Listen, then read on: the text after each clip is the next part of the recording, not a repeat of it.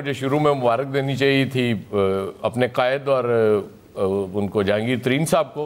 मैंने मुबारक आपको दे दी क्योंकि वो तो समझें कि वो ताहियात नाअहली तो ख़त्म हो गई इसके बाद।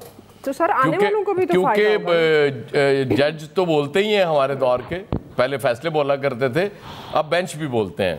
बेंच से ही समझ आ जाती है कि फैसला क्या होने जा रहा है। लेकिन अदरवाइज इससे हट के अगर हम मेरिट पे बात करें तो ये ताहियात नाअहली वाला कोई चक्कर नहीं है, ना होना चाहिए।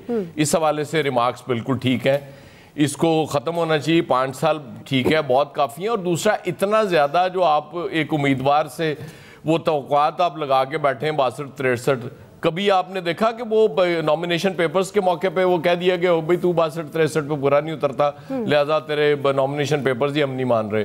जब नॉमिनेशन पेपर्स भी रिजेक्ट होते हैं तो उसका रीज़न कोई और होता है, जब अदालत से भी रिजेक्शन आती है तो उसका रीज़न कोई और होता है। बुनियादी तौर पे हमारे जो अल्लाह के फजल से ने हमें वो नवाजा हुआ है जिन जजों से, ये म्यूजिकल चेयर खेल रहे होते हैं। बस वो एक बैठ गया, नहीं बैठ सका, वो बाहर हो जाता है, फिर दूसरा आ जाता है।